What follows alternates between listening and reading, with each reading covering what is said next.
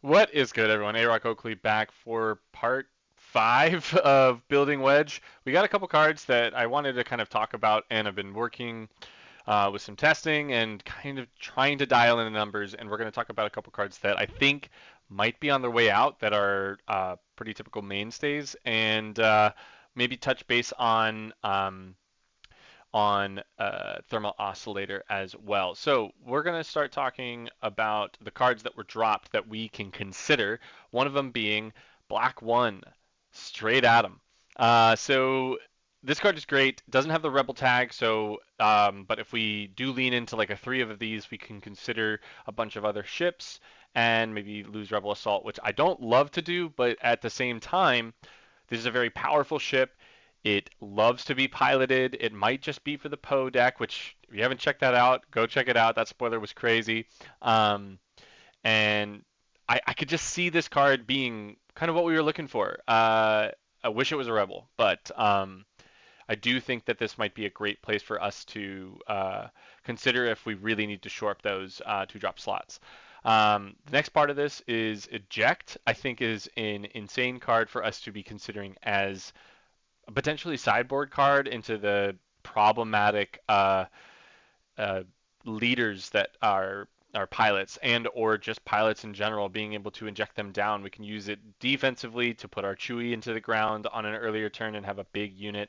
Um, we can uh, we can get rid of leaders. I definitely think this is something we maybe want to be considering and building around. I think that it's super cool. So two great spoilers there. So a card that you might not see in the list right now in these space units is Red 3.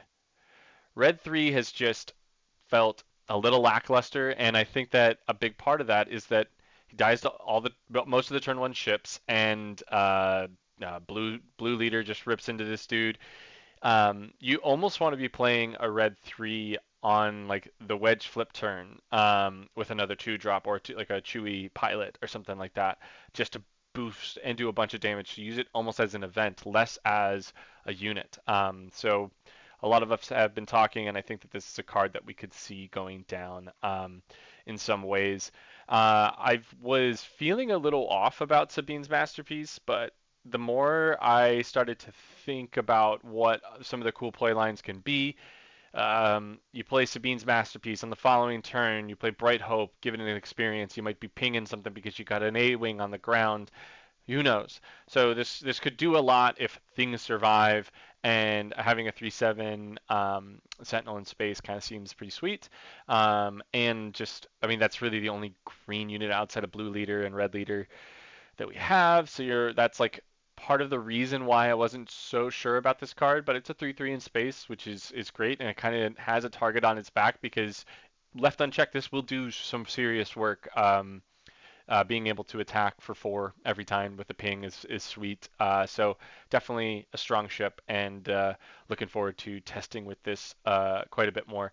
Um, a cool interaction that came up on the Discord today was stay on target with the Y wings. Now, when they choose, if they choose to put any damage on their base when you stay on target on a Y wing, you'll draw 2 cards if you're going to base with said Y-Wing.